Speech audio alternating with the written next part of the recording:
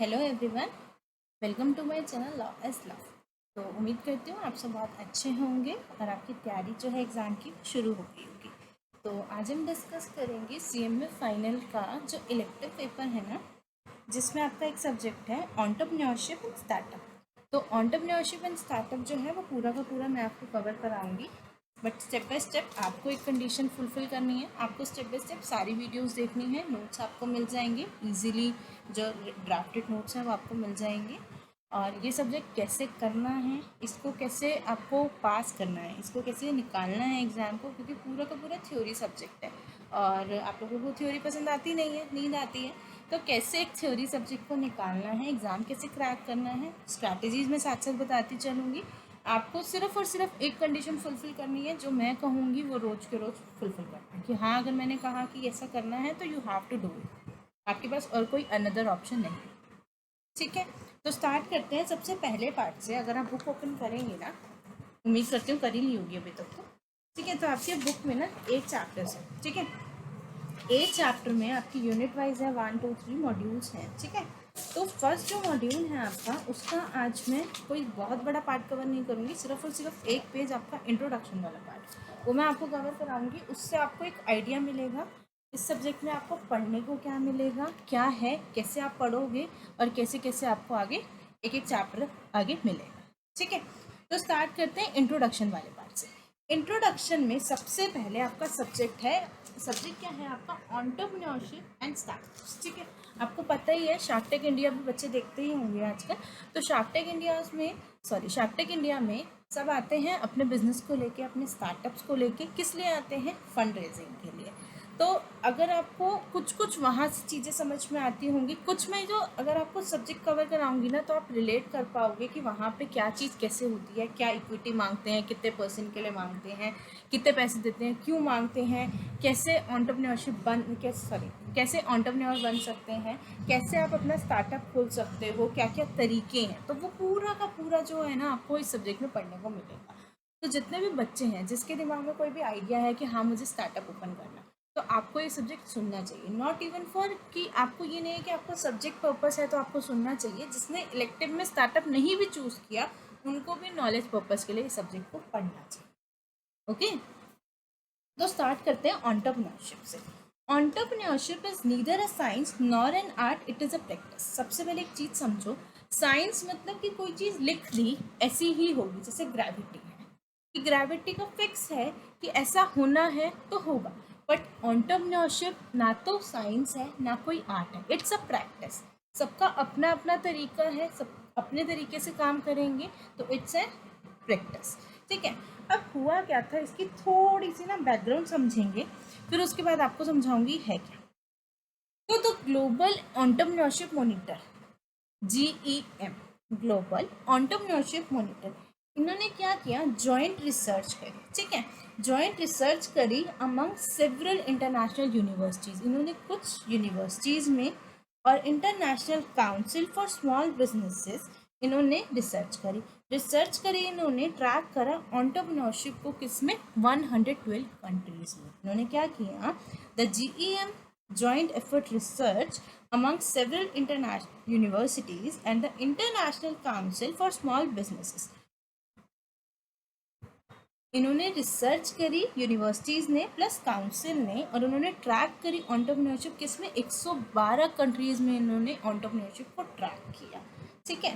फिर उसके बाद GEM ने सर्वे किया। उन्होंने सर्वे में क्या देखा, GEM conducted survey on the total early age entrepreneurial activities. उन्होंने entrepreneurial जो अर्ली स्टेज एक्टिविटीज़ है ना, उस पर सर्वे किया, विच कंसिस्ट ऑफ बिजनेस। अब इसमें देखो दो तरीके के बिजनेस आएंगे, डाटा जस्ट बीइंग स्टार्टेड, जो या तो अभी अभी स्टार्ट हुए हैं या हो रहे हैं, and businesses that have been in existence for less than 3.5 years. यानी कि जो उन्होंने सर्वे किया ना, वो उन्होंने दो चीज़ को देख के किया, एक तो उन बिजनेसेस पे किया जो अभी स्टार्ट हो रहे हैं, या फिर जो एग्जिस्टेंस में आ चुके हैं और उसको एग्जिस्टेंस में आए 3.5 ईयर्स, मतलब 3.5 साल उनको हुए हैं, ठीक है। दे हैव ऑल्सो आइडेंटिफाइड, उन्होंने और क्या आइडेंटिफाई किया, उन्होंने देखा कि क्या जो रिस्पॉन्डेंट है, क्या जो बिजनेस लोग स्टार्ट कर रहे हैं, क्या वो किसी अपॉर्चुनिटी को लेने के लिए कर रहे हैं या फिर एक अर्निंग एंड मनी, उनको पैसा कमाना है उसके लिए कर रहे हैं। देखो दो चीज़ होती है, अगर एक पर्सन है, उसके पास कोई आइडिया है, तो वो उसको अपॉर्चुनिटी देख के उसको अपॉर्चुनिटी को कन्वर्ट करेगा एंटरप्रेन्योरशिप में, उससे वहाँ से अर्निंग करेगा। या फिर कोई खाली बैठा है, उसके पास कोई काम नहीं है, उसको एंटरप्रेन्योर नहीं बनना, उसके दिमाग में एंटरप्रेन्योर दूर तक नहीं है, बट उसको सिर्फ एक इनकम कमानी है, इसलिए वो बिजनेस स्टार्ट कर रहा है। तो दो चीज़ हो गई, या तो वो अपॉर्चुनिटी को देखते हुए कर रहा है या वो सिर्फ इनकम कमाने के लिए कर रहा है। ठीक है, उसके बाद आता है majority of people across the countries are drawn to entrepreneurship to take advantage. ये देखा गया कि ज़्यादातर जो लोग हैं ना, वो अपॉर्चुनिटीज़ का एडवांटेज उठाने के लिए कर रहे हैं एंटरप्रेन्योरशिप में एंटर। ऐसा नहीं है कि वो सिर्फ अपनी नेसेसिटीज़ को फुलफिल करने के लिए कर रहे हैं, यानी कि they have an opportunity, they have an idea to start an entrepreneur. ठीक है, countries like Germany and US, number of people who start business to pursue an opportunity outnumber the people who are starting business out of necessity। यानी कि countries like जैसे Germany हो गई, US हो गई, यहाँ पे जो नंबर ऑफ पीपल है ना, जो बिजनेस को स्टार्ट कर रहे हैं अपॉर्चुनिटी ग्रैब करने के लिए रादर देन नेसेसिटी, ऐसा बहुत ज़्यादा है। यानी कि आप मोटा मोटी देखो तो ज़्यादातर लोग, मेजॉरिटी ऑफ पीपल जो बिजनेस शुरू कर रहे हैं ना, they have to grab an opportunity rather than they are going for necessity। Understood? आपको पार्ट समझ में आया? एंटरप्रेन्योरशिप ना तो साइंस है ना आर्ट है, इट्स अ प्रैक्टिस। उस पर जीईएम ने जॉइंट रिसर्च करी 112 कंट्री में। जीईएम ने सर्वे किया, सर्वे में उन्होंने किस किस को लिया? सर्वे में उन्होंने लिया उन बिजनेसेस को जो भी स्टार्ट हो रहे हैं या फिर जो 3.5 ईयर्स में एग्जिस्टेंस में है। फिर उन्होंने ये भी चेक किया कि आज जो लोग बिजनेस कर रहे हैं, क्या वो अपॉर्चुनिटी ग्रैब करने के लिए कर रहे हैं या फिर इनकम कमाने के लिए कर रहे हैं। फिर उन्होंने देखा कि कंट्रीज़ जो हैं जैसे जर्मनी और यूएस, यहाँ पे जो नंबर ऑफ पीपल हैं जो अपॉर्चुनिटी के लिए बिजनेस कर रहे हैं वो ज़्यादा है रादर देन नेसेसिटी वाले पर्सनस। ठीक है, तो यहाँ तक तो आपको समझ में आया होगा। आगे देखो, so entrepreneurship plays an important role in the creation and growth of business as well as in the growth and prosperity of religion and nation. तो आपको बताइए कि एंटरप्रेन्योरशिप जो है वो बहुत इंपॉर्टेंट रोल प्ले करती है creation and growth of business. आपके बिजनेस को ग्रो करना है, क्रिएट करना है, पहले क्रिएट करोगे फिर ग्रो करोगे। ठीक है, क्रिएट किया, ग्रो किया, तो entrepreneurship plays an important part in that. Okay, entrepreneurs must often make decisions in highly uncertain environment where the stakes are high, time pressures are immense and there is considerable emotional investment। ध्यान से सुनना, entrepreneurs क्या होते हैं? जिनको अपने businesses के लिए होल सोल खुद डिसीजन लेना पड़ता है। तो they must often make decision in highly uncertain environment, जहाँ पे आपके पास कुछ नहीं होता ना, या तो आपको ये काम करना है वेदर टू एक्सेप्ट इट और टू डिनाई। तो वहाँ पे ऐसे अनसर्टेन एनवायरनमेंट्स में एंटरप्रेन्योरशिप्स मस्ट ऑफन मेक डिसीजंस, उनको लेना पड़ता है एंड दे हैव टू। ठीक है, जहाँ पे आपके पास टाइम प्रेशर बहुत इमेंस होगा, स्टेक बहुत हाई होगा, आपकी इमोशनल इन्वेस्टमेंट लगी हुई है, तो वहाँ पे एंटरप्रेन्योर को डिसीजन लेना होता है। Entrepreneurs must acquire more than innovative ideas, technologies और इंडस्ट्री स्पेसिफिक इन्फॉर्मेशन। एंटरप्रेन्योर कौन बन सकता है? देखो, एंटरप्रेन्योर के पास जो है ना, आइडियाज़ होने चाहिए, टेक्नोलॉजीज़ के बारे में पता होना चाहिए, इंडस्ट्री स्पेसिफिक इन्फॉर्मेशन होनी चाहिए। मान लो कोई पर्सन है जो सॉफ्टवेयर डेवलपमेंट के लिए उसको आइडिया है, उसको नॉलेज है बहुत अच्छी, वो सॉफ्टवेयर डेवलपमेंट जो है कंपनी खोलना चाहता है। तो आपके पास आइडिया है, टेक्नोलॉजी पता है, इंडस्ट्री स्पेसिफिक इन्फॉर्मेशन है। इंडस्ट्री स्पेसिफिक का मतलब कि हाँ, आपको आइडिया है सॉफ्टवेयर डेवलपमेंट का, तो आप उसी की कंपनी खोलोगे। तो यही बोल रही हूँ कि एंटरप्रेन्योर वही बन सकता है जिसको स्पेसिफिक उस फील्ड की पूरी नॉलेज हो। आप ये नहीं कह सकते हाँ इसके बारे में मुझे ये पता है तो हाँ मैं कर लूँगा, ऐसे नहीं। आपको स्पेसिफिक जो है उस फील्ड में डीप डाउन नॉलेज होनी चाहिए। ओके, अब बात आती है एंटरप्रेन्योर वर्ड आया कहाँ से। एंटरप्रेन्योर जो वर्ड है ना, वो आया एक फ्रेंच वर्ब से, एंटरप्रेन्योर से, टू डू समथिंग और टू अंडरटेक, कुछ भी काम को करना, to do something. An entrepreneur is an individual who creates a new business, plays an active role in its operations, assumes most of the financial risk and enjoys most of its success। देखो, entrepreneur होता है कोई individual जो एक नए business को चलाने में, क्रिएट करने में बहुत इंपॉर्टेंट रोल प्ले करता है। पहले वो बिजनेस को क्रिएट करेगा, फिर उसके ऑपरेशंस में एक्टिव रोल प्ले करेगा और फाइनेंशियल रिस्क को एज्यूम करके चलेगा। क्योंकि आपको पता है जब आप एक बिजनेस को क्रिएट कर रहे हो, उसके ऑपरेशंस को मैनेज कर रहे हो, तो कहीं ना कहीं फाइनेंशियल रिस्क आ सकता है। लेकिन जब आप ये सब कर लोगे तो you enjoy most of it success. तो सब पार्ट कनेक्टेड है। आप बिजनेस क्रिएट करोगे, उसके ऑपरेशंस में रोल प्ले करोगे, फाइनेंशियल रिस्क भी होगा, लेकिन आपको लास्ट में सक्सेस भी मिलेगी। ठीक है। Process of creating a new business is known as entrepreneurship and is often driven by new ideas for product or services. आपको कोई भी न्यू बिजनेस क्रिएट करना है, उसको बोलते हैं entrepreneurship। आपने एक न्यू बिजनेस क्रिएट किया, that is entrepreneurship and is often driven by new ideas। और उसमें आपका कुछ ना कुछ न्यू आइडिया होगा, चाहे वो प्रोडक्ट के लिए हो या सर्विसेज के लिए। आपने देखा है ना, कंपनीज गुड्स डिलीवर करती हैं या फिर सर्विसेज भी डिलीवर होती हैं। ठीक है। तो entrepreneurship is all about process of creating a new business. यहाँ तक समझ में आया। अब आता है where the entrepreneurship is the ability and readiness to develop, organise and run a business enterprise. entrepreneurship का मतलब है एबिलिटी, आपकी रेडीनेस कि आप डेवलप करो, ऑर्गेनाइज करो और एक बिजनेस को चलाओ। पहले डेवलप करो, उसको ऑर्गेनाइज करो, उसको चलाओ। तो entrepreneurship होती है आपकी एबिलिटी कि आपकी कितनी क्षमता है किसी चीज़ को हैंडल करने की, along with any of its uncertainties in order to make a profit. The most prominent example of entrepreneurship is the starting of new business. entrepreneurship is all about आपकी क्षमता कितनी है रिस्क लेने की, क्योंकि आपको एक हाथ पे अनसर्टेनिटीज़ को लेके चलना पड़ता है, तभी दूसरे हाथ पे आपको प्रॉफिट मिलेगा। तो entrepreneurship का मतलब एक बिजनेस के लिए रेडी रहना, डेवलप करना, ऑर्गेनाइज करना और उस एंटरप्राइज को चलाना, अलॉन्ग विथ अनसर्टेनिटीज़ को देखना, उसको देखते हुए चलना in order to make a profit. यानी कि प्रॉफिट तो बेटा आपको बहुत लास्ट में आएगा। स्टार्ट तो आप 1 से ही करोगे या 0 से ही करोगे ना, कि डेवलप करोगे, बिजनेस ऑर्गेनाइज करोगे, डेवलप होगा, बिजनेस चलाओगे, अनसर्टेनिटीज आएंगी टाइम टू टाइम। ऐसा नहीं है कि ग्रोथ जब हो जाता है बिजनेस तब अनसर्टेनिटीज नहीं होती। अनसर्टेनिटीज आर ऑलवेज देयर, तभी आपको लास्ट में प्रॉफिट मिलेगा। ठीक है। अब 4 की कंसेप्ट हैं आपके एंटरप्रेन्योरशिप की। आपको एंटरप्रेन्योरशिप में 4 चीज़ें जो है ना आपकी कीज है। सबसे पहला innovation, second one is risk taking, third one is vision and fourth is organisation. आपका कोई ना कोई इनोवेशन होगा, कुछ आइडियाज़ होंगे, कुछ आपका इंटेलेक्चुअल होगा, आपके दिमाग का कुछ ना कुछ होगा कि आपको ऐसा करना है।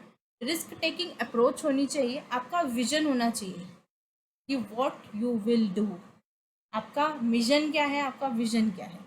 ऑर्गेनाइजेशन होनी चाहिए, क्योंकि कुछ ना कुछ बिजनेस तो बनाओगे ना, चाहे सोल प्रोप्राइटरशिप बनाओ, चाहे एलएलपी बनाओ, चाहे कंपनी बनाओ, चाहे पार्टनरशिप फॉर्म बनाओ। तो ये सब हम बाद में पढ़ेंगे कि आपको कौन से बिजनेस के लिए कौन से टाइप ऑफ ऑर्गेनाइजेशन बनानी चाहिए, company, LLP, OPC, small company, वो बात की बात है।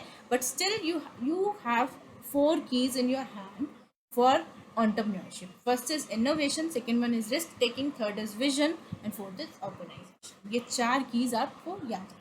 ठीक है।